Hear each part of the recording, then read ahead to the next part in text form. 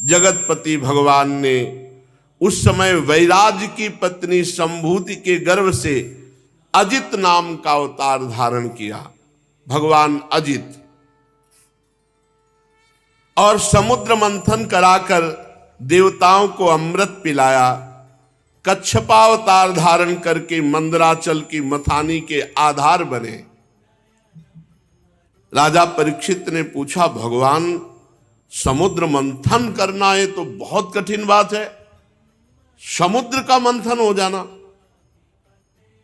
कोई सरोवर हो, कोई झील हो, कोई नदी हो, तो अगाध समुद्र का मंथन, तो ये क्षीर सागर का मंथन कैसे किया? और भगवान ने कच्छप रूप किस कारण से धारण किया? देवताओं को कैसे अमृत पीने को मिला? और समुद्र से कौन कौन सी वस्तुएं निकली? इसमें भगवान की बड़ी रहस्यमयी लीलाएं हैं। आप कृपा करके सुनाइए, हमारी सुनने की प्रबल इच्छा है। आप ज्यों ज्यों भगवान की महिमा सुनाते जा रहे हैं, त्यों त्यों हमारा मृत्यु का भय हटता जा रहा है। और मेरे कान तो अघाने का नाम ही नहीं ले रहे। क्यों? कि बहुत दिनों से संसार की ज्वाला से तपा हुआ हमारा हृदय आज आनंदित हो रहा है। श्री सुखदेव जी ने कहा, परीक्षित, ये उस समय की बात है जब असुरों ने अपने तीखे शस्त्रों से देवताओं को पराजित कर दिया। युद्ध में बहुत से देवता मारे गए, बहुत से घायल हो गए, रणभूमि में गिरे। तीनों लोग भयभीत हो गए। देवराज इंद्र श्रीहीन हो गए। यज्ञ यागादि धर्म कर्मों का लोप हो गया। चारों ओर दुर्दशा ही दुर्दशा, दैत्यों का बोलबाला। वरुण देवता, इंद्र देवता, इन सब की दुर्दशा, क्योंकि बड़े बड़े दैत्यों, बलवान दैत्यों ने सब परास्त कर दिया। अब बड़े बड़े देवता मिलकर के ब्रह्मा जी के पास गए और कहा, महाराज आपने हमें लोकपाल बनाया है, आपने हमें त्रिभुवनपति बनाया, दैत्यों ने अपने बल से सब छीन लिया और सारी व्यवस्था भंग हो गई है। ब्रह्मा जी ने देखा कि इंद्र, वायु, अग्नि, ये सब देवता तेजहीन हो रहे हैं, शक्तिहीन हो रहे हैं, और संसार में बड़ी भयंकर स्थिति आ गई, क्योंकि राक्षसों का बोलबाला और असुर इसके विपरीत खूब फल फूल रहे। ब्रह्मा जी ने तत्काल मन एकाग्र किया और भगवान का स्मरण किया, समाधि में पहुंच गए। थोड़ी देर बाद समाधि से बाहर हुए और मुस्कुराते हुए बोले, देवताओं, मैं अर्थात ब्रह्मा, भगवान शंकर, तुम लोग असुर, दैत्य, मनुष्य, पशु, पक्षी, वृक्ष, स्वेदज, समस्त प्राणी भगवान के एक अंश से रचे गए हैं। हम उन्हीं भगवान की शरण में हैं। यद्यपि भगवान की दृष्टि में न कोई मित्र है, न कोई शत्रु है, न कोई दया का पात्र है, न कोई वध का पात्र है, न कोई उपेक्षा का पात्र है, न कोई आदर का पात्र है, क्योंकि सृष्टि सतोगुण, रजोगुण, तमोगुण उन्होंने ही रची है। पर जब कोई उनकी शरण में होकर उनको पुकारता है, तब उसका पक्षपात ले लेते हैं। भगवान किसी का पक्षपात नहीं करते, पर जब कोई शरण में होकर उनको पुकारता है तो भगवान उसका पक्षपात ले लेते हैं। इसलिए जगत गुरु परमात्मा भगवान श्री हरि की शरण ग्रहण करो। वही हमें उपाय बताएंगे कि दैत्यों से कैसे जीतेंगे। भगवान ब्रह्मा जी देवताओं को साथ लेकर भगवान अजित के निज धाम वैकुंठ लोक में गए। वहां जाने पर कुछ नहीं दिखाई दिया। वैकुंठ में जाने पर कुछ नहीं दिखाई दिया किसी भी देवता को। तब ब्रह्मा जी ने स्तुति की। वैकुंठ में पहुंचने पर भी कुछ नहीं दिखाई दिया। जैसे वृंदावन आने पर भी आप क्या देख पा रहे हैं, यहां दिव्य लीला हो रही। ब्रह्मा जी ने स्तुति की। अविक्रियम सत्यम अनंतमाद्यम गुहाशयम निष्कल मप्रतर्कम मनोग्रयानम वचसा निरुक्तम नमामहे देववरम वरेण्यम। हे निर्विकार परमात्मा, हे सत्य भगवान, हे अनंत भगवान, हे आदि पुरुष, हे सबके हृदय में अंतर्यामी रूप से विराजमान अखंड अतर्क, आपको नमस्कार है। मन जहां जहां जाता है, ये साधक के लिए बहुत बढ़िया बात है, पकड़ ले। मन जहां जहां जाता है उसी उसी रूप में वहां आप पहले से ही विद्यमान हैं। इसलिए जहां जहां मन जाए वहीं भगवत भाव करके प्रणाम करो, मन एकाग्र होने लगेगा। देख लेना आप, किसी से भी द्वेष हो, मन जल रहा हो, उसको बार बार प्रणाम करो, मन शांत हो जाएगा। दोष दर्शन मत करना आंतरिक। किसी से भी द्वेष घृणा हो रही हो, हृदय जल रहा हो, तो उसको प्रणाम करो। हे प्रभु आप ही हो, मैं जान नहीं पा रहा, नाथ आपको प्रणाम है। आपका द्वेष खत्म हो जाएगा। जहां जहां मन जा रहा है वहीं वहीं भगवान की भावना से प्रणाम करो, मन एकाग्र हो जाएगा। देख लो, करके देख लेना। मन जहां जहां जाता है वहां वहां आप पहले से ही विद्यमान रहते हैं। प्रभु वाणी आपका वर्णन नहीं कर सकती। आप सबके आराधनीय स्वयं प्रकाश है। हम सब आपके चरणों में नमस्कार करते हैं। आप ही प्राण हैं, आप ही मन हैं, आप ही बुद्धि हैं, और आप अहंकार के ज्ञाता हैं। इंद्रियां और उनके विषय दोनों ही आपके द्वारा प्रकाशित होते हैं। पर जो आपसे विमुख है, तो यही प्राण, यही मन, यही बुद्धि, यही अहंकार, यही इंद्रिया, यही विषय उसे फंसाकर दुर्गति करते हैं। अज्ञान छा जाता है जो आपसे विमुख है, और जो आपके सन्मुख है उनमें ज्ञान प्रकाशित हो जाता है। तो यही प्राण, यही मन, यही बुद्धि, यही अहंकार, यही इंद्रिया, यही विषय भगवत प्राप्ति का हेतु हो जाते हैं। समझो, भगवान के सन्मुख होना, भगवान का नाम जप करना, भगवान की शरण में होना, सब मंगल हो जाता है। प्रकृति के विकार मरने जीने वाले शरीर से अज्ञान के कारण ममता होती, इस शरीर से। और इस शरीर से जिसकी ममता है वो भगवत भाव से रहित होता है, उसमें भगवत भाव नहीं होता। शरीर की ममता वाले में, देह भाव वाले में भगवत भाव नहीं होता, और भगवत भाव वाले में देह भाव नहीं रहता। जीव के दोनों पक्ष, अविद्या और विद्या, ये आप में नहीं है। आप विद्या और अविद्या दोनों से परे हैं। आप अविनाशी सुख स्वरूप हैं। प्रभु हम आपकी शरण ग्रहण करते हैं। ये जीव माया से मोहित होकर अपने वास्तविक लक्ष्य से भटक गया है। सब भटके हुए, कोई बिरला ऐसा है जो भगवान में चित्त जोड़े नहीं, तो भगवान से चित्त हटकर संसार में ही लगा है। संसार में चित्त लगने का मतलब है भटकना।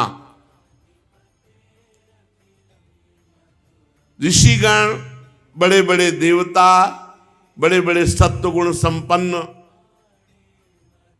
ये बाहर भीतर सब जगह खोजते रहते हैं आपको, पर आपकी कृपा के बिना वो आपको नहीं प्राप्त कर सकते। जैसे हम वैकुंठ में आ गए, पर वैकुंठ में कुछ नहीं दिखाई दे रहा। आपकी कृपा से ही देखा जा सकता है पक्का।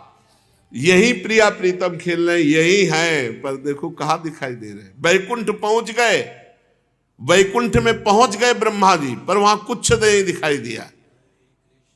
भगवान की स्तुति की,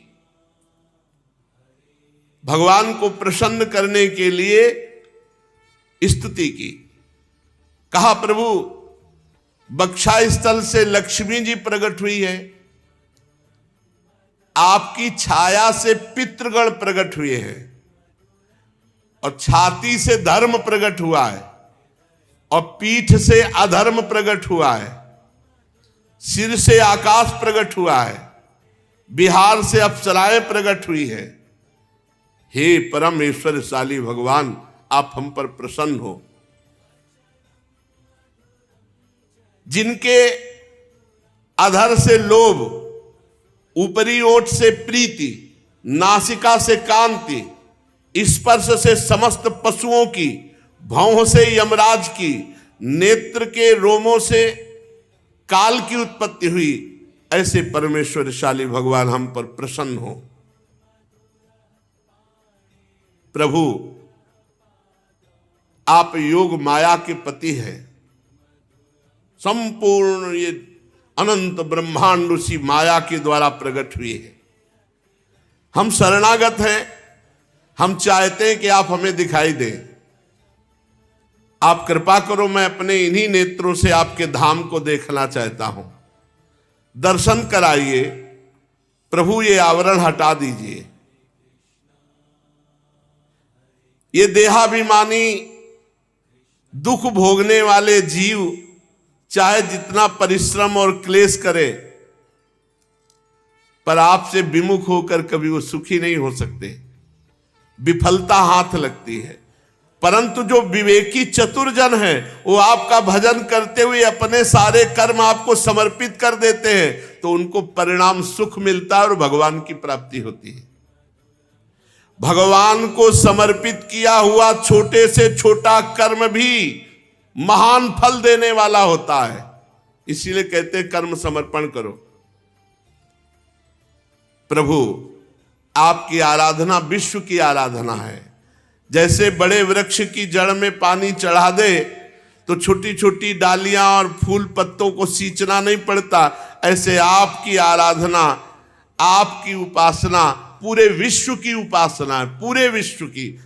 इसीलिए प्रिया प्रीतम की उपासना करने वाले को कल एक उपासक जो भगवान शंकर और पंच देवताओं की आराधना अभी तक करते थे, सत्संग सुना तो प्रिया प्रीतम की उपासना करने लगे। तो वो कल बहुत संकट में थे कि हम डर रहे हैं कि कहीं गणेश जी नाराज ना हो जाएं, कहीं भगवान शंकर नाराज ना हो जाएं, क्योंकि पहले उनकी आराधना करते थे, अब प्रिया प्रीतम की आराधना करते हैं।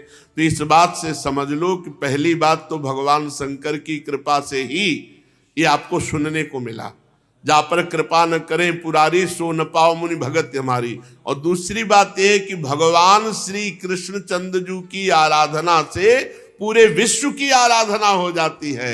जैसे मूल में जल चढ़ा दो तो सर्वत्र पहुंच जाता है, ऐसे गीता जी के 15वें अध्याय में लिखा ऊर्ध्व मूल मधा शाखा मस्वत्थम प्राहुरभ्यम। भगवान सबके मूल हैं। देखो देखो कैसी सुंदर बात कही। जे ही ब्रह्मा जी ने स्तुति की कि हे नाथ, हम आपके धाम के और आपके दर्शन करना चाहते हैं, तो जे ही स्तुति पूर्ण हुई तो मानो करोड़ करोड़ सूर्य एक साथ प्रकट हो गए हो। ऐसा तेज, सब चौंधिया गए। ब्रह्मा जी, बड़े बड़े देवता, सबकी आंखें चौंधिया गई। आकाश, दिशा, पृथ्वी, शरीर कुछ नहीं दिखाई दिया, केवल भगवान शंकर और कुछ कुछ ब्रह्मा जी, इनके नेत्र खुले रहे। तब देखा वैकुंठ धाम। सोचो आप, इनको वैकुंठ धाम देखने के लिए भगवान ने दिव्य नेत्र दिए। और ये तो वृंदावन धाम है, प्रेम धाम। यहाँ रज रानी वृंदा सखी कृपा करें तभी वृंदावन झलके, नहीं तो वृंदावन में रहते हुए भी ईंट ही पत्थर देख रहे हैं, कहाँ वृंदावन दिखाई दे रहा, कहाँ प्रिया प्रीतम दिखाई दे रहे। फिर देखा कि वैकुंठ धाम में मरकतमणि के समान स्वच्छ श्यामल शरीर, कमल के भीतरी भाग के समान सुकुमार, नेत्रों में लाल लाल डोरियां, चमकते हुए सुनहले रंग का रेशमी पीतांबर, सर्वांग सुंदर, शरीर के रोम रोम में प्रसन्नता फूट पड़ रही है। धनुष के समान टेढ़ी भौहें, बड़ा ही सुंदर मुख, सिर पर महामणिमय किरीट, भुजाओं में बाजूबंद, कानों में झलकते हुए कुंडलों की चमक पड़ने से कपोल और भी सुंदर दमक रहे हैं। मुख कमल खिला हुआ, कमर में करधनी की लड़ियां, हाथों में कंगन, गले में हार और चरणों में नूपुर शोभायमान थे। वक्षा स्थल पर श्रीवत्स चिन्ह, गले में कौस्तुभ मणि बनमाला ये धारण किए हुए थे। भगवान के निज पार्षद सुदर्शन चक्र आदि ये मूर्तिमान होकर सेवा कर रहे थे। सभी देवता पृथ्वी पर गिरकर साष्टांग दंडवत किया। फिर भगवान शंकर और ब्रह्मा जी हाथ जोड़ करके बोले, हे प्रभु, जन्म, स्थिति और प्रलय ये आपसे ही होते हैं, पर आप इनसे संबंध नहीं रखते। जो प्राकृत गुणों से रहित मोक्ष स्वरूप परमानंद के महान समुद्र हैं, सूक्ष्म से भी सूक्ष्म है, जिनका स्वरूप अनंत है, ऐसे ईश्वरशाली प्रभु हम लोग बार बार आपको नमस्कार करते हैं। हे पुरुषोत्तम, अपना कल्याण चाहने वाले साधक को वेदोक्त एवं पांचरात्रोक्त विधि से आपके स्वरूप की उपासना करनी चाहिए। प्रभु, विश्वमय स्वरूप में आप व्याप्त है, पर आपकी कृपा के बिना कोई नहीं देख सकता। जैसे हम बैकुंठ में पहुंच गए, पर आपकी कृपा के बिना ना बैकुंठ देख पाए और ना आपको। परम स्वतंत्र, आदि मध्य अंत रहित और आदि मध्य अंत युक्त इस माया से इस संसार की रचना करते हैं। इसलिए विवेकी पुरुष शास्त्र ज्ञान और सावधानी पूर्वक मन को एकाग्र करके इस संसार की भीड़ में आपको ढूंढ लेते हैं, आपको ढूंढ लेते हैं, आपके स्वरूप का साक्षात्कार कर लेते हैं। जैसे मनुष्य युक्ति द्वारा लकड़ी से आग प्रकट कर लेता है, युक्ति द्वारा गौ से दूध और दूध से घी, युक्ति द्वारा पृथ्वी से अन्न और जल, युक्ति द्वारा आजीविका, युक्ति द्वारा, वैसे ही भक्ति योग ज्ञान योग के द्वारा युक्तियों से आपको इसी संसार में प्राप्त कर लिया जाता है। यही हैं आप। जैसे दूध में घी है, पर युक्ति के द्वारा दूध उबालो, दही जमाओ, दही मंथन करो, मक्खन निकालो, फिर घी निकल आएगा। ऐसे ही भगवान है इस समस्त संसार में। साधना करो, खूब नाम जप करो, संत महापुरुषों का संग करो, उनकी कृपा प्रसाद से बुद्धि शुद्ध होगी। यही सब में देखो, गोस्वामी तुलसीदास जी को दर्शन हो रहा, सी राम मैं सब जग जानी। गोपी जनों को दर्शन हो रहा, जित देखूं तित श्याममयी।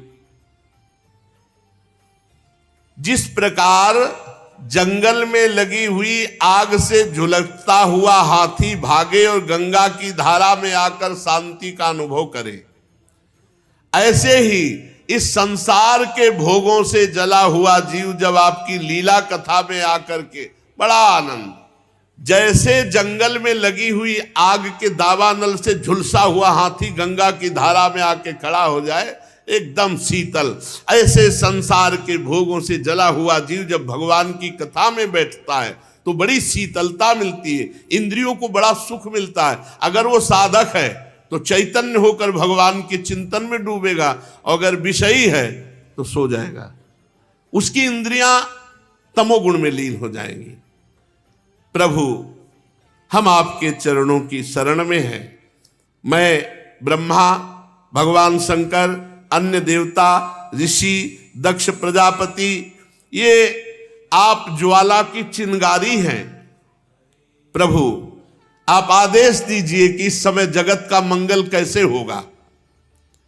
ब्रह्मा आदि देवताओं ने जब इस प्रकार भगवान से विनय की तो भगवान समस्त देवता और जगत का मंगल करने के लिए बोले, ब्रह्मा, महादेव और देवताओं, तुम लोग सावधान होकर सुनो, तुम्हारे कल्याण का उपाय जो हमने निश्चित किया है। इस समय असुरों पर काल की कृपा है, इसलिए तुम विजय नहीं प्राप्त कर सकते। काल असुरों के अधीन है। अब राजनीति कहती है, प्रीति नीति अलग होती है, राजनीति अलग होती है। राजनीति कहती है कि तुम असुरों के पास जाओ और हाथ जोड़ो और उनसे दोस्ती करो, संधि करो, ये राजनीति कहती है। क्योंकि इस समय उनका बल बढ़ा हुआ, वो गुरु को, शुक्राचार्य जी को रिझा चुके हैं। गुरु प्रसन्न, काल उनके पक्ष में है, उन पर युद्ध करके विजय प्राप्त नहीं किया जा सकता। जाओ, हाथ जोड़ो, उनके सामने झुक कर जाओ और उनसे संधि करो, ये नीति कहती है। प्रीति में अलग होता है, नीति में अलग होता है।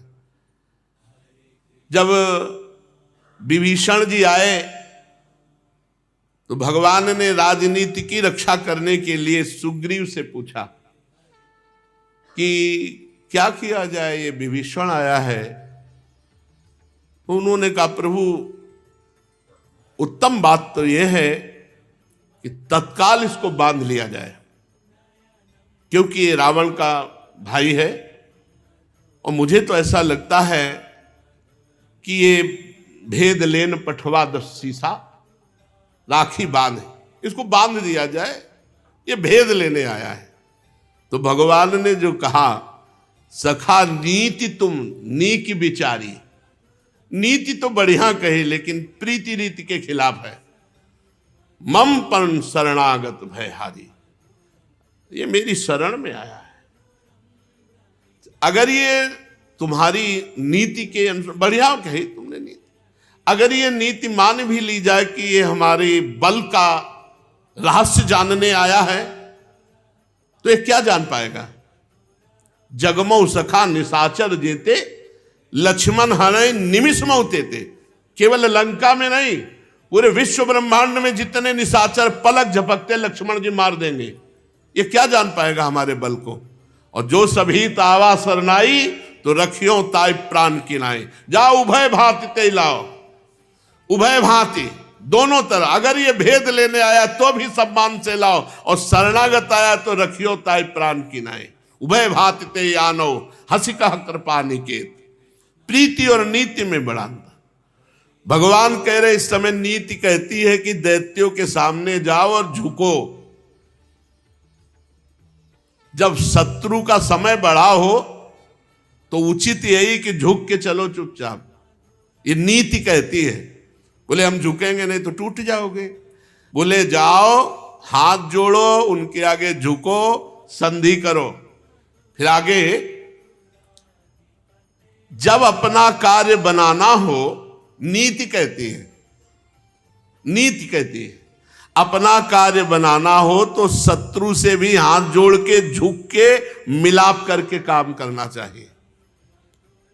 और जब काम निकल जाए तो फिर चूहे और सांप वाला बर्ताव करना चाहिए। किसी मदारी की पिटारी में सांप तो पहले से था, थोड़ी सी जगह चाहिए, उसमें से चूहा काट, उसके तो दांत काट के अंदर हो गया। अब चूहा अंदर गया तो सांप बड़ा वो भयभीत हुआ। सांप ने उससे कहा कि देखो तुम हमारे घर में आए हो, अतिथि हो, चिंता मत करो, थोड़ा छेद बड़ा कर दो, हम दोनों बाहर निकल जाएंगे, हमारा तुम्हारा कोई झंझट नहीं। बिल्कुल तुम ये मत सोचो कि तुम्हें खाएंगे, देखो हम तुम्हारे पास हैं, हम तुम्हें खा थोड़ी रहे। चूहे के बड़े प्रवीण दांत, बड़ा गोला काटा, और जो ही काटा कि चूहा निकल जाएगा, इतना काटा, और चूहा काट के जो ही निकलने लगा, पीछे से सांप पकड़ लिया और धीरे से निकला और पहले चूहे को लील गया फिर निकल गया। तो भगवान कह रहे हैं ये नीति है, ये साधुता की प्रीति की बात नहीं है भाई। नीति और प्रीति में अंतर है। बोले देवताओं, इस समय नीति कहती है कि दैत्यों के हाथ जोड़ो, जरूरत पड़े तो पैर छू लो, मित्रता करो, और जब अपना काम बन जाए तो सांप चूहे वाला बर्ताव कर लो। ये अपने लोगों के लिए नहीं शिक्षा है। इसे कपट कहते। भगवान शिक्षा दे रहे हैं, ये इस समय नीति का प्रयोग कर रहे हैं, राजनीति का प्रयोग कर रहे हैं। जैसे महाभारत में कूटनीति का प्रयोग है, बड़ी विचित्र कोटि के जाल हैं।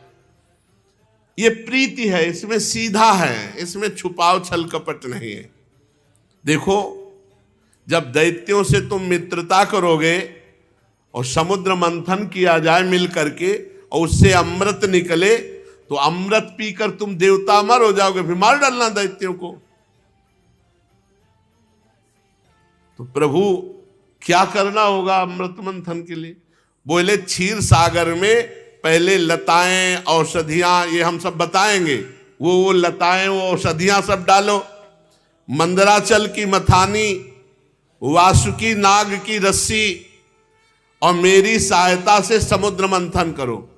चलो, आलस्य प्रमाद का त्याग करो। देवताओं, विश्वास रखो, जिसके पक्ष में मैं होता हूं फल उसे मिलता है, और जो मेरे से विमुख होता है उसे श्रम क्लेश यही हाथ लगता है।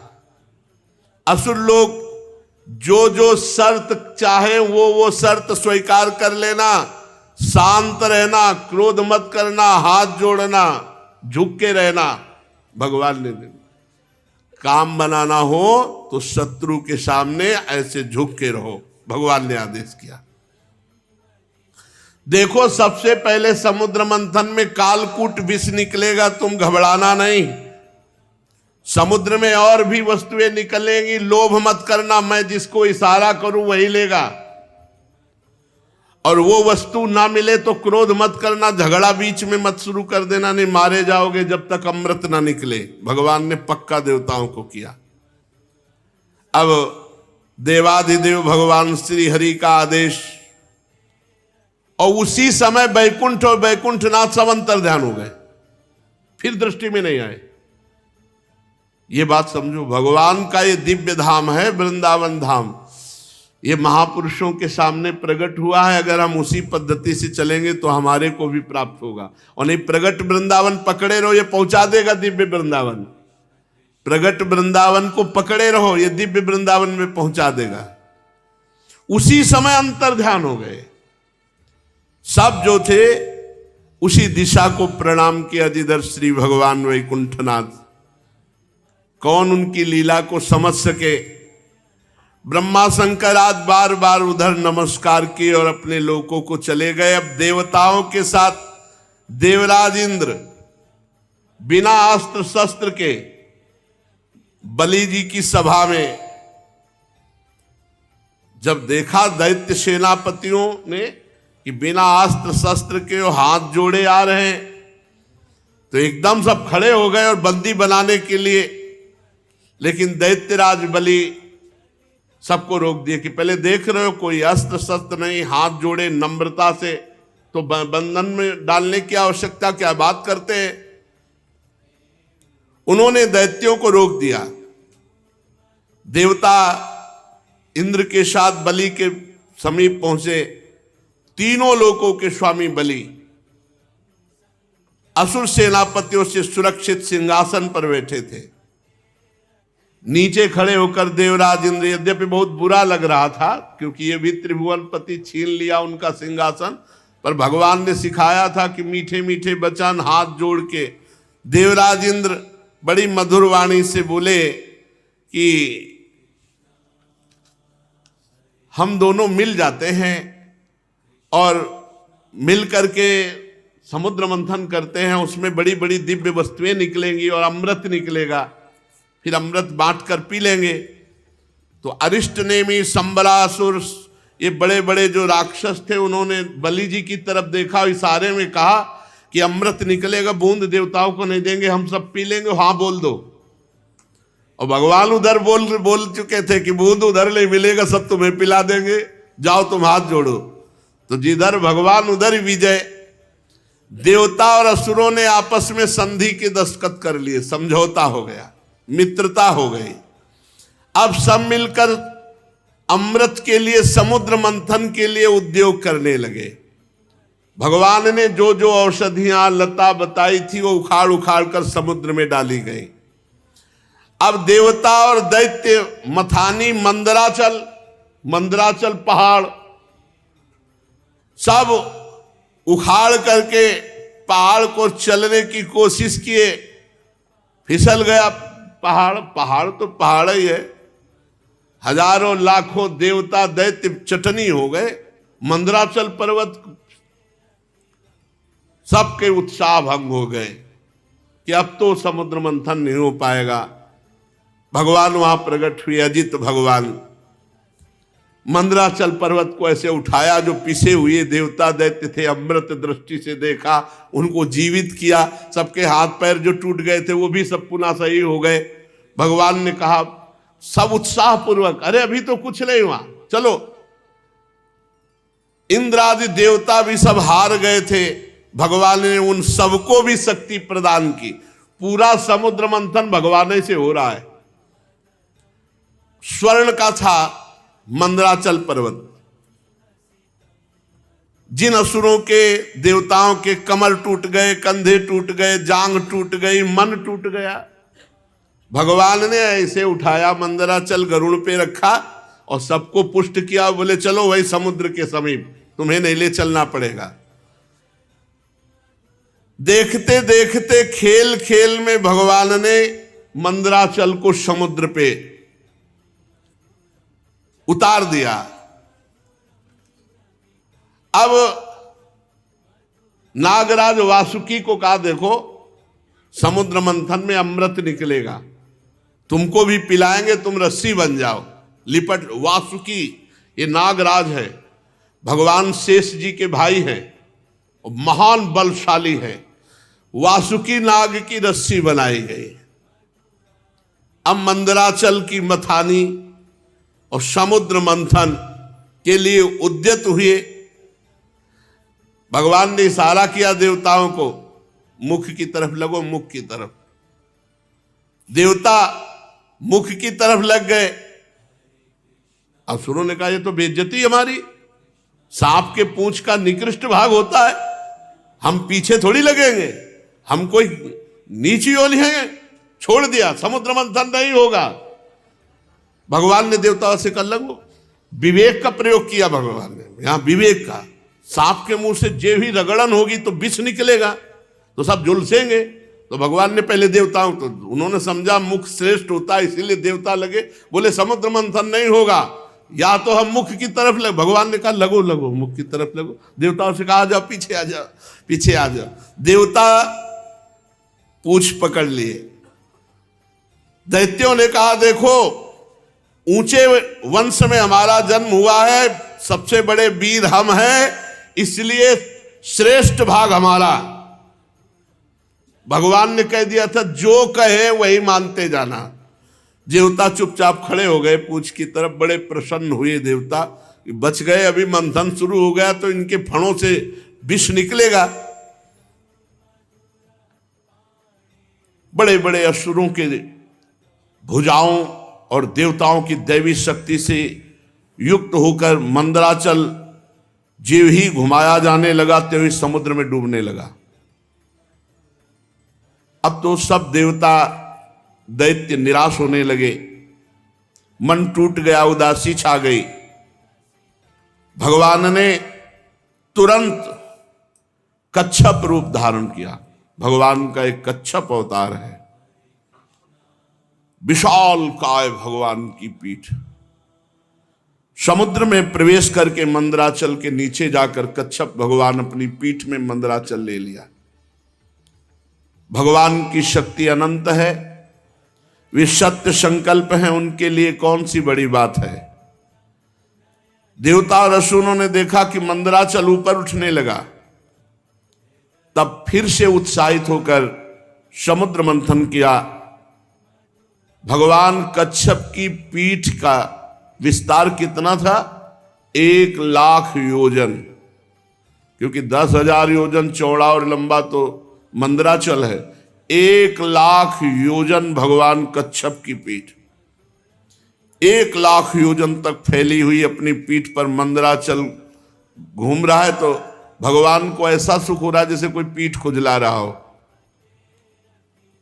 बड़े बड़े देवताओं में दैवी शक्ति और असुरों में आसुरी शक्ति भगवान ने प्रवेश की।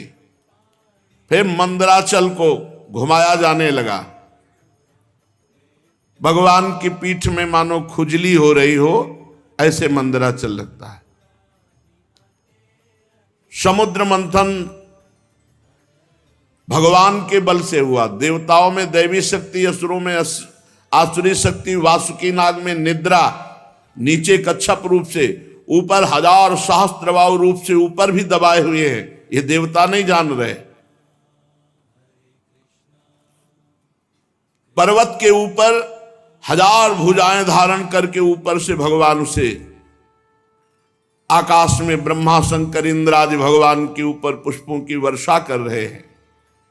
इस प्रकार भगवान पर्वत के ऊपर सहस्त्राबाहु रूप से 1000 भुजाएं धारण करके नीचे को दबा रहे हैं, नीचे कच्छप रूप से ऊपर को उठा रहे हैं। देवताओं में दैवी शक्ति, असुरों में आसुरी शक्ति, पर्वत में दृढ़ता, वासुकी में निद्रा, स्वयं भगवान के द्वारा ही समुद्र मंथन हो रहा है। अब तो भगवत बल से उन्मत्त होकर मंदराचल को बड़े वेग से घुमाया गया। समुद्र मंथन शुरू हुआ। उस समय समुद्र और उसमें रहने वाले मगर, मछली आदि जीव क्षुब्ध हो गए। नागराज वासुकी के हजारों कठोर नेत्र मुखों से, श्वासों से विष की ज्वाला निकलने लगी। उससे पौलोम काल के बलि, इलवल आदि असुर निस्तेज हो गए, जलने लगे। ऐसे जान पड़ते थे मानो दावानल से झुलसे हुए साखू के पेड़ खड़े हों। देवताओं में भी ताप आया। वासुकी नाग के श्वास की लपटों से देवता भी निस्तेज होने लगे। वस्त्रमाला, कवच, मुख ये सब झुलस गए। भगवान ने तुरंत प्रेरणा की, मेघ छा गए और वर्षा होने लगी, जिससे फिर बल आया दैत्यों में और देवताओं में। समुद्र मंथन फिर जोर से शुरू हुआ। पहले समुद्र मंथन में विष निकला, विष। ध्यान रखो, जब कोई साधन मार्ग में चलता है तो पहले विष पीना पड़ता है। यम ही न व्यथ्यन्ते ते पुरुषम पुरुषर्षभ सम दुखा सुखाधीरम स्वमृतत्वाय कल्पते। जो इस विष को पीता है, सुख दुख को समान भाव, मान अपमान, निंदा स्तुति, काम क्रोध लोभ, ये सब विष हैं। इनको जो पीता है वही अमृत पद का अधिकारी होता है। भगवान मेघ के समान सांवले शरीर पर सुनहला पीतांबर, कानों में बिजली जैसे चमकते हुए कुंडल, सिर पर मुकुट, घुंघराले बाल, नेत्र लाल लाल रेखाओं से युक्त, गले में बनमाला सुशोभित, संपूर्ण जगत को अभय दान करने वाले विश्व विजयी भगवान अजित ने अपने भुजदंडों से वासुकी नाग को पकड़कर जे ही मंदराचल की रफ्तार बढ़ाई, ते भी खलबली मच गई। मछली, मगर, सांप, कछुए भयभीत होकर ऊपर आ गए। तिमिंगल आदि मत्स्य, समुद्री हाथी, ग्राह व्याकुल हो गए। जे ही ऐसा मंथन हुआ कि सबसे पहले ऊपर हलाहल नामक अत्यंत उग्र विष निकला। अब वो समुद्र मंथन से निकला हुआ विष 10 दिशाओं में फैलने लगा। इससे सारी प्रजा मर जाएगी, सब प्रकृति भस्म हो जाएगी, ऐसा ये विष है। भगवान अजित ने कहा, भगवान शंकर की शरण में चलो। पहले निकले हुए इस हलाहल नामक विष से भगवान सांब सदाशिव ही बचाएंगे। भगवान शंकर सती जी के साथ कैलाश पर्वत पर विराजमान थे। बड़े बड़े ऋषि मुनि उनके वचन सुन रहे थे, भगवान शिव उपदेश कर रहे थे। तीनों लोगों को अभ्युदय और मोक्ष के लिए बड़े बड़े ऋषि मुनि उनकी आराधना करते हैं भगवान शिव की। प्रजापतियों ने दर्शन किया और भगवान महादेव जी की स्तुति की। देव देव महादेव भूतात्मन भूत भावनो त्राहिना शरणापन्नास त्रैलोक्ये दहनाद विषाद त्वमें कहा सर्व जगत ईश्वरो बंध मोक्षयो तम त्वामर्चन्ति कुशलाः प्रपन्नार्तिहरम गुरु।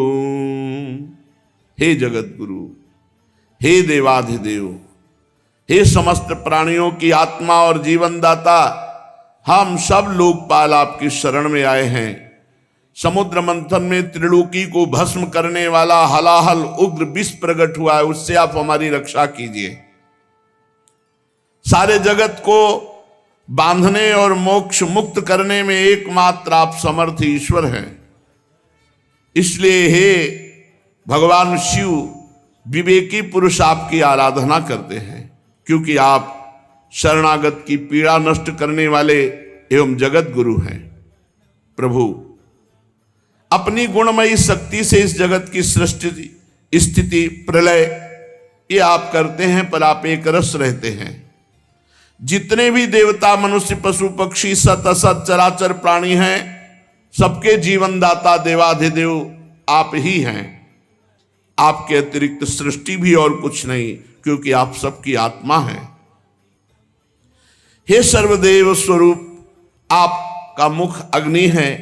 तीनों लोकों के अभ्युदय करने के लिए हे शंकर, ये पृथ्वी आपका चरण कमल है। आप अखिल देव स्वरूप हैं।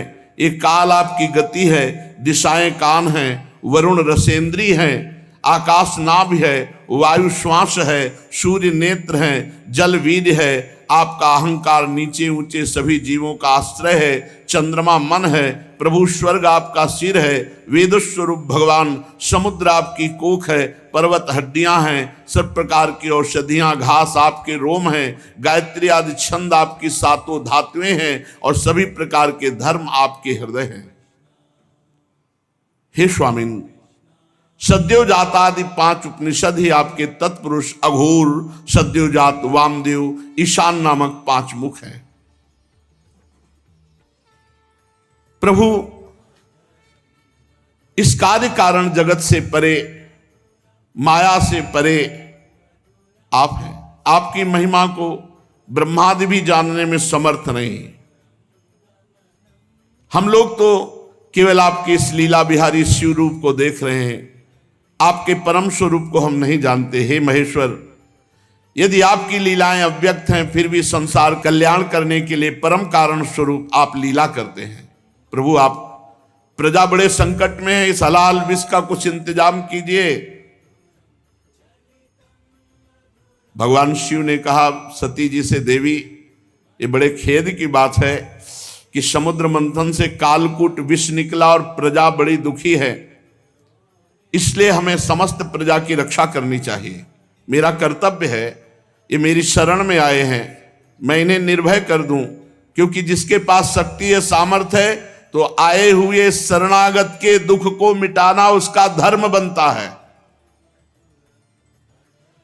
अगर अपने प्राणों की भी बलि देनी पड़े तो दे देना चाहिए, पर शरणागत को विमुख नहीं जाने देना चाहिए, उसकी रक्षा करनी चाहिए। कल्याणी, ये मोह पास में बंद करके जीव एक दूसरे से वैर की गांठ बांध लेते हैं। ऐसे अज्ञानियों पर जो कृपा करके उन्हें भगवत मार्ग में लगाता है, उनकी रक्षा करता है, उस पर भगवान श्री कृष्ण बहुत प्रसन्न होते हैं। और जब भगवान श्री कृष्ण प्रसन्न हो जाते हैं तो मैं, ब्रह्मा, चराचर जगत उसके ऊपर प्रसन्न हो जाता है। जहां पर कृपा राम की हुई, ता पर कृपा करे सब कोई। इसलिए मैं प्रजा के कल्याण के लिए इस विष को पीऊंगा। विश्व के जीवनदाता देवाधिदेव महादेव भगवान शंकर इस प्रकार सती देवी से कहकर विष को लेने के लिए तैयार हो गए। माताजी बड़ी कृपालु हैं और जानती भगवान शिव के प्रभाव को। उन्होंने अनुमोदन किया, हां प्रभु ऐसा ही करना चाहिए। भगवान शंकर ऐसे करके आकर्षण किया और पूरे समुद्र मंथन से निकले हुए विष को अपने हाथ में ले लिया और उसको पी गए। पीकर हृदय में नहीं जाने दिया, यही गले में रोक लिया। पूरा श्याम गौरवर्ण का गला, पूरा श्याम वर्ण का, इसीलिए भगवान का एक नाम पड़ा नीलकंठ। भगवान शंकर का वो भूषण हो गया नीलकंठ। देवादिदेव भगवान शंकर सबकी कामना पूर्ण करने वाले हैं। उनका एक कल्याणकारी अद्भुत कर्म सुनकर दक्ष कन्या सती, ब्रह्मा जी, भगवान श्री हरि बहुत उनकी स्तुति की, प्रशंसा की। जब भगवान शंकर विष पान कर रहे थे तो 1-2 बूंद विष टपक गया। उसी से जितने भी विषैले जीव जंतु, विषैली औषधियां हैं, वो सब हैं। 1-2 बूंद टपक गया, उससे हैं। पूरी सृष्टि में इतना विष है, वो 1-2 बूंद से अगर पूरा विष तो भस्म कर देता त्रिलोकी को। महादेव जी गले में आज भी रोके हुए हैं। भगवान शंकर ने विष पी लिया, अब तो समस्या का समाधान हो गया। देवता और असुर बड़ी प्रसन्नता से समुद्र मंथन करने लगे। फिर समुद्र मंथन से कामधेनु प्रकट हुई। कामधेनु समस्त कामनाओं को पूर्ण करने वाली है। भगवान इशारा जिसे देते वही उसे स्वीकार करता। भगवान ने देवताओं को इशारा किया, कामधेनु देवताओं ने ले ली, जो ऋषियों के अग्निहोत्र के काम में आएगी। ब्रह्मलोक तक यज्ञ के उपयोगी पवित्र घी, दूध आदि पहुंचाने के लिए ब्रह्मवादी ऋषियों को देवताओं ने कामधेनु प्रदान की। इसके बाद उच्चैश्रवा नामक घोड़ा निकला। उसे महाराज दैत्याधिपति बलि जी को दिया गया। वो चंद्रमा के समान श्वेत वर्ण का। इंद्र ललचात हो गए पर भगवान ने रोक दिया। महाराज बलि को उच्चैश्रवा मिला। तदनंतर थोड़ी ही देर बाद समुद्र मंथन के ऐरावत नामक हाथी निकला। बड़े बड़े 4 दांत, उज्जवल गोरे वर्ण का, कैलाश के समान। देवराज इंद्र को दिया गया ऐरावत हाथी। फिर कौस्तुभ मणि समुद्र मंथन से निकली। देवता और दैत्य दोनों ने मिलकर वो मणि भगवान श्री हरि को पहनाई। जो वक्षा स्थल में कौस्तुभ मणि विराजमान है, वो समुद्र मंथन से प्रकट हुई। इसके बाद स्वर्गलोक की शोभा बढ़ाने वाला कल्प वृक्ष वो देवताओं ने ले लिया। ये कल्प वृक्ष जो कामना करे वो पूर्ण कर देता है। इसके बाद अप्सराएं प्रकट हुई, जो सुंदर वस्त्रों से सुसज्जित, गले में स्वर्णहार पहरे हुए रंभा आदि, अपनी मनोहर मुस्कान, चाल विलास भरी चितवन से देवताओं के भी चित्त को चुराने वाली तो देवताओं को दी गई। अप्सराएं देवताओं को दी गई। कल्पवृक्ष देवलोक में। इसके बाद शोभा की मूर्ति स्वयं भगवती लक्ष्मी देवी प्रकट हुई समुद्र से। ये भगवान की नित्य शक्ति है। जे भी वे प्रकट हुई तो बिजली किसी कांति छा गई, 10 दिशाएं चकाचौंध हो गई। ऐसा सौंदर्य, ऐसा उदार स्वरूप, ऐसा रूप रंग कोई भी नहीं था जो ये ना चाहता हो कि लक्ष्मी जी हमें मिले। आज भी सभी चाहते हैं लक्ष्मी जी हमें मिले। देवता, असुर, मनुष्य, कोई भी ऐसा नहीं था जिसके हृदय में ये चाह ना आ गई हो कि लक्ष्मी जी हमें मिले। तत्काल इंद्र अपने हाथों से उनके बैठने के लिए विचित्र सिंहासन ले आए। श्रेष्ठ नदियों ने मूर्तिमान होकर के अभिषेक के लिए सोने के घड़ों में भर भर कर पवित्र जल ला दिया। पृथ्वी ने अभिषेक के योग्य सब औषधियां दी। गौओं ने पंचगव्य और बसंत ऋतु ने चैत्र वैशाख में होने वाले सब फूल फल उपस्थित कर दिए। इन सामग्रियों से ऋषियों ने विधि पूर्वक लक्ष्मी जी का अभिषेक किया।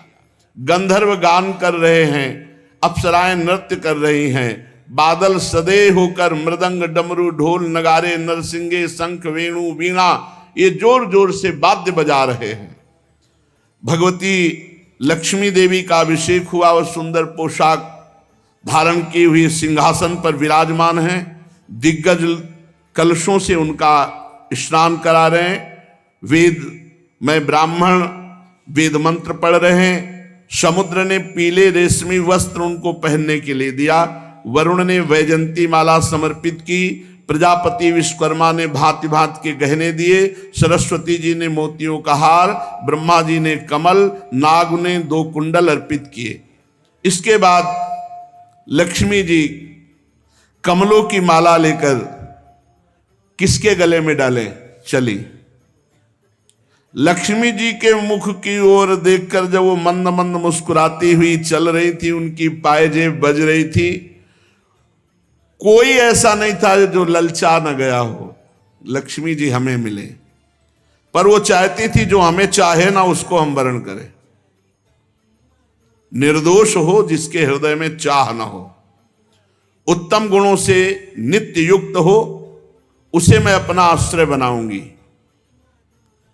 लक्ष्मी जी ने देखा गंधर्व यक्ष असुर सिद्ध चारण देवता सब चाह कर रहे हैं।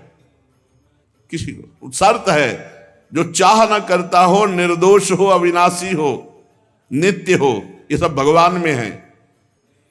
वे मन ही मन तपस्वियों की तरफ देखकर कहा, इन्होंने क्रोध पर विजय नहीं प्राप्त किया। ज्ञान तो है परंतु अनासक्त नहीं है। कोई महत्वशाली है परंतु वो काम को नहीं जीत सका। किसी में ऐश्वर्य बहुत है पर वो ऐश्वर्य किस काम का जब दूसरों का आश्रय लेना पड़े। किसी में धर्माचरण है तो प्राणियों के प्रति प्रेम का पूरा वर्ताव नहीं। त्याग है पर केवल त्याग से ही थोड़ी मोक्ष हो जाएगा, तत्वबोध होना चाहिए। किन्हीं किन्हीं में वीरता है पर वो भी काल के पंजे के बाहर नहीं है। कुछ महात्मा ऐसे हैं जो विषयासक्त नहीं है परंतु अद्वैत समाधि में तल्लीन है। किसी किसी ऋषि की आयु बहुत लंबी है परंतु उनका सील मंगल मेरे योग्य नहीं। किसी का सील मंगल है तो आयु का ठिकाना नहीं। लक्ष्मी जी ने सबको देखा पर कहीं भी चित्त नहीं टिका। जब भगवान के ऊपर दृष्टि गई तो उन्होंने कहा, ये मुझे चाहते नहीं,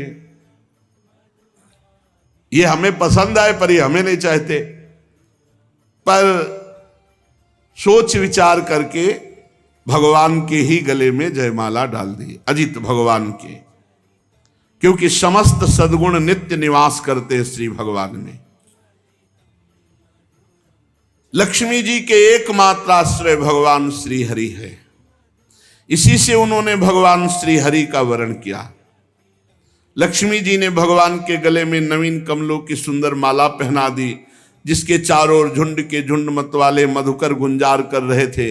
इसके बाद लज्जापूर्ण भाव से देखा और सूक्ष्म रूप धारण करके भगवान के वक्षा स्थल में विराजमान हो गई, श्री लांछन चिन्ह के रूप में। जगत पिता भगवान ने जगत जननी समस्त संपत्तियों के अधिष्ठात्र देवता श्री लक्ष्मी जी को अपने वक्षा स्थल पर निवास दिया, हृदय में। उसी समय शंख तुरही मृदंग बाजे बजने लगे, गंधर्व गाने लगे, अप्सराएं नृत्य करने लगी। ब्रह्मा रुद्र अंगिरा आदि प्रजापति पुष्प वर्षा करते हुए भगवान की दिव्य मंत्रों द्वारा स्तुति की। देवता प्रजापति प्रजा सभी की तरफ लक्ष्मी जी ने कृपा दृष्टि से देखा तो सब निहाल हो गए, सब आनंदित, सब सुखी हो गए। पर लक्ष्मी जी ने दैत्य और दानवों की उपेक्षा कर दी, तब वो बहुत उत्साहहीन हो गए और लोभी हो गए। भगवान ने समुद्र मंथन करवाया तो अब निकली बहुत ही सुंदर वारुणी देवी। भगवान ने इशारा किया देवताओं को, तो दैत्य एकदम लुभायमान हो गए सुंदर रूप देख के। तो वारुणी देवी दैत्यों के, ये शराब मदिरा ये राक्षसों के लिए है, इसलिए मना किया जाता है। तदनंतर देवता और असुरों ने अमृत की इच्छा से समुद्र मंथन किया, तो चंद्रमा प्रकट हुए देवताओं में से, चंद्रमा में। फिर समुद्र मंथन हुआ, शारंग धनुष प्रकट हुआ। फिर समुद्र मंथन हुआ, पांचजन्य शंख। तो शारंग धनुष, पांचजन्य शंख ये श्री हरि ने स्वीकार किया। अब जब समुद्र मंथन अमृत के लिए हुआ तो अजान बाहु, लंबी लंबी भुजाएं जिनकी, गला शंख के समान उतार चढ़ाव वाला, आंखों में लालिमा, शरीर का रंग बड़ा सुंदर श्यामला, गले में माला और सब प्रकार आभूषणों से सुसज्जित, चौड़ी छाती, ऐसे भगवान प्रकट हुए धन्वंतरी जी। भगवान का एक अवतार धन्वंतरी अवतार है, और उनके हाथों में कंगन और भरा हुआ अमृत का कलश, ये 14 रत्न निकले। कालकूट, कामधेनु, इरावत हाथी, उच्चश्रवा घोड़ा, कौस्तुभमणि, कल्पवृक्ष, रंभादि अप्सरा, महालक्ष्मी, वारुणी, मदिरा, चंद्रमा, शारंग धनुष, पांचजन्य शंख, धन्वंतरी और अमृत, ये समुद्र मंथन से 14 रत्न प्रकट हुए। आयुर्वेद के प्रवर्तक यज्ञ भोक्ता भगवान धन्वंतरी, दैत्यों ने देखा कि उनके हाथ में अमृत कलश, आप तो किसी के आदेश की कोई परवाह नहीं, कूद पड़े और जबरदस्ती धन्वंतरी जी के हाथ से अमृत का कलश छीन लिया और भाग पड़े। ये अच्छा रहा कि पिया नहीं, भाग पड़े लेके कि सब एकांत में चलकर दैत्य लोग पिएंगे। देवता सब खिन्न हो गए कि प्रभु, खास बात जिसके लिए समुद्र मंथन हुआ वो तो दैत्य सब ले गए।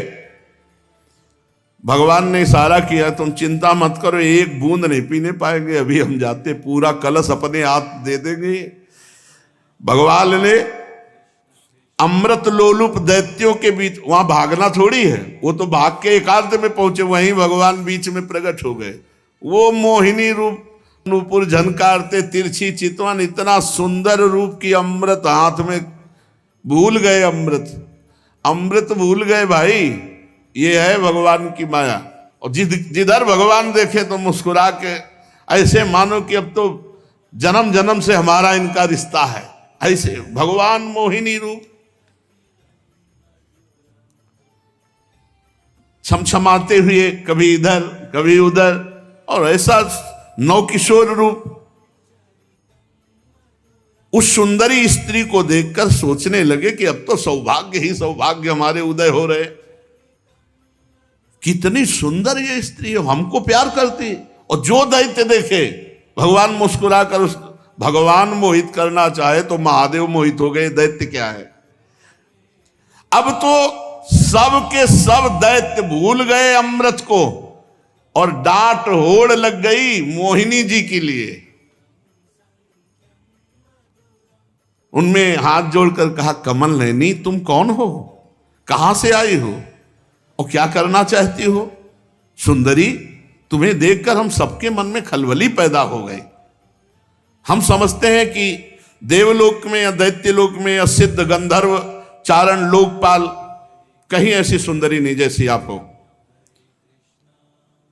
तुम्हें मनुष्य तो देख भी नहीं सकते। सुंदरी, हमें लगता है विधाता ने हम पर दया करके भेजा है, हम दैत्यों को महासुख देने के लिए तुम आई हो। माननी, वैसे तो हम एक जाति के लोग हैं, पर इस समय हम थोड़ा झगड़े पे आने वाले हैं, क्योंकि हम ये अमृत का कलश मिला है और हम आपस में लड़ाई कर बैठेंगे। तो सुंदरी, तुम ही अमृत पिला दो। भगवान कुछ नहीं बोल रहे। हम सब कश्यप जी के पुत्र हैं, तुम्हें हम अपना परिचय बता देते हैं और सगे भाई हैं।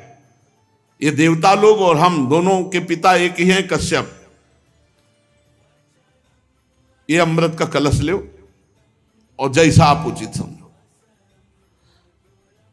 असुरों ने जब इस प्रकार प्रार्थना की तो भगवान और जो स्त्री लुभावना चाल होती, चाल, मुस्कुराहट और चितवन से कटाक्ष करते हुए कहा, आप लोग महर्षि कश्यप के पुत्र हैं? पहले साफ बता दिया, हाँ, कि हमारे ऊपर दोष मत लगा, हम पहले बता रहे। आप लोग अमृत के बांटने का न्याय भार हमारे ऊपर डाल रहे हैं। अरे विवेकी पुरुष उल्टा स्वेच्छाचारिणी स्त्रियों पर कभी विश्वास नहीं करते तुम्हें। और भगवान ये कहते हुए और मुस्कुरा रहे हैं, उनको लग रहा है कि मजाक कर रहे हैं। और भगवान सत्य बोलते, त्रिकाल सत्य, कि ये रूप हमने धारण ही इसीलिए किया है, मैं किसी की नहीं हूं, ना आज तक हमको कोई पकड़ पाया और ना कोई पकड़ पाएगा, मोहिनी रूप में। भगवान और हंसकर तिरछी कटाक्ष मार करके, कैसा भगवान स्पष्ट वर्णन कर रहे हैं कि फसला मत हमारे पे। परीक्षित जी, मोहिनी जी की ये बात सुनकर दैत्यों के मन में आया कि मजाक कर रही है हमसे। उन्होंने हंस करके कहा कि देखो, तुम कोई भी हो, ये ले अमृत कलश। कलश लिया और तिरछी मुस्कान से भगवान ने मुस्कुराते हुए मीठी वाणी में कहा, देखो, यदि इतना विश्वास करते हो तो मैं उचित करूं या अनुचित बीच में टोकना नहीं। स्वीकार है? और मुस्कुरा दिया, बोले स्वीकार है। बस बोले अमृत बांट दे ले दो, फिर देख पाओगे कि क्या स्वीकार किया है।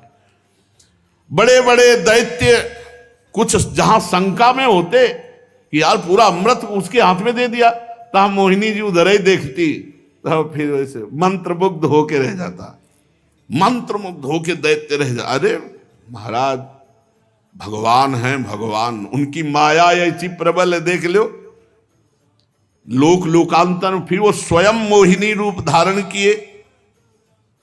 दैत्यों, बड़ी बारीकी से मेरी बात समझो, मैं उचित करूं या अनुचित बीच में टोकोगे नहीं। अगर टोकना तो ले अपना अमृत कलश। नहीं नहीं नहीं, और मुस्कुराते जा रहे हैं। मुस्कुराहट भगवान की माया का प्रादुर्भाव हुआ है मुस्कुराहट से। सब दैत्यों ने कह दिया स्वीकार है।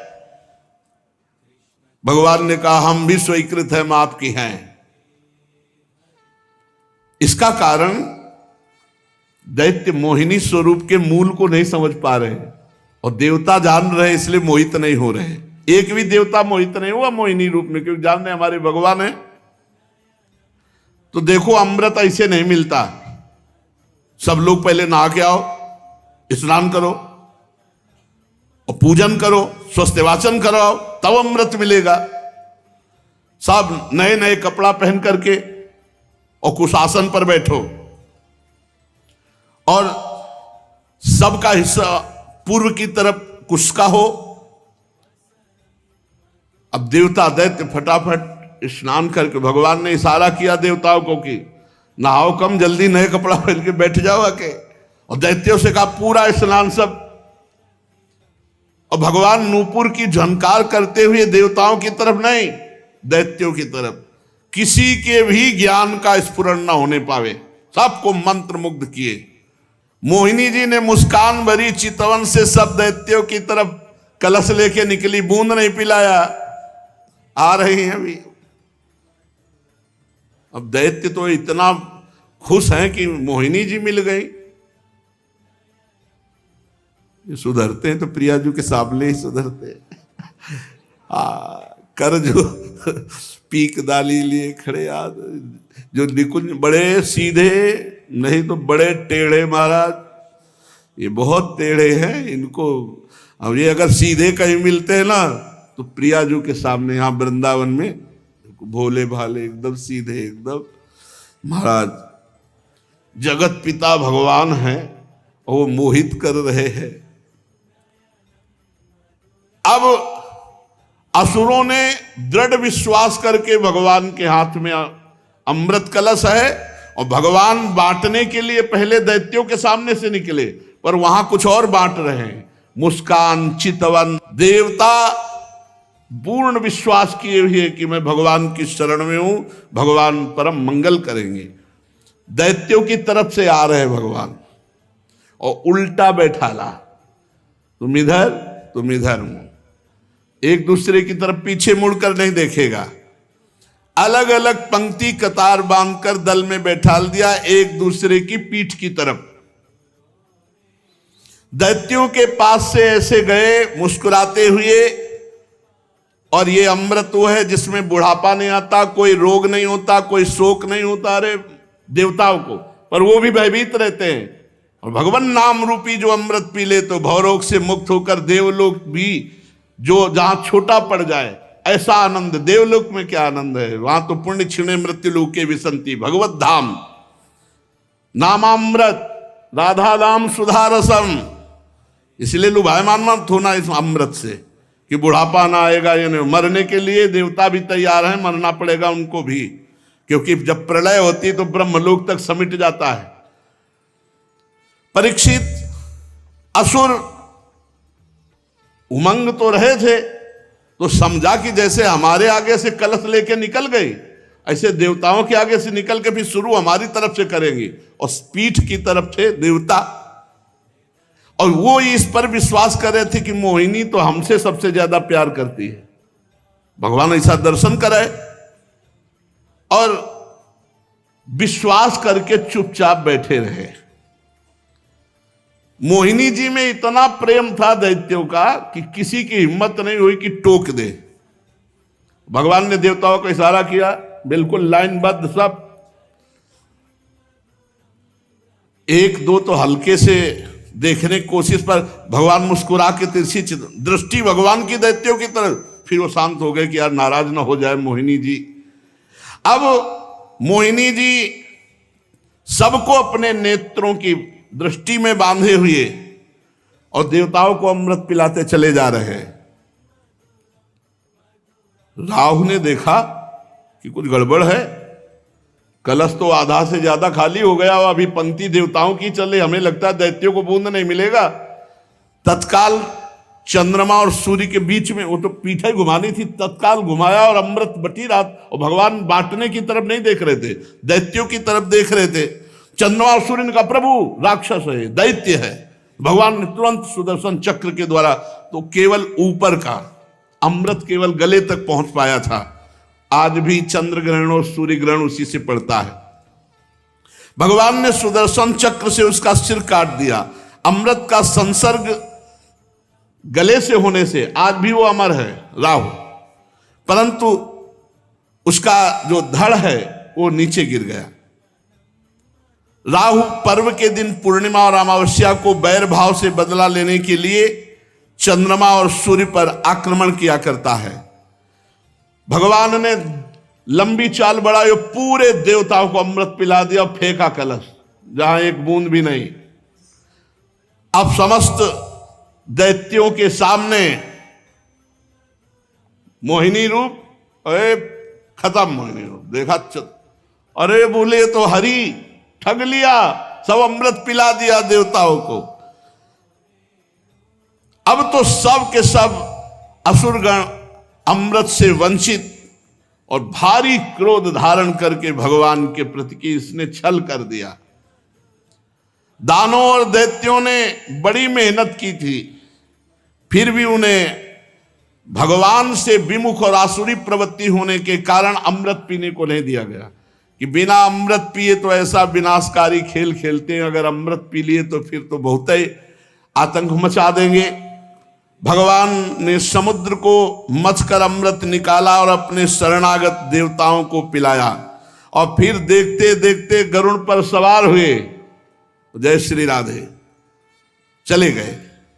जब दैत्यों ने देखा कि मेहनत तो हमने भी की, सफलता शत्रुओं को मिली, तब उन्होंने बड़े बड़े अस्त्र शस्त्रों से देवताओं पर आक्रमण कर दिया।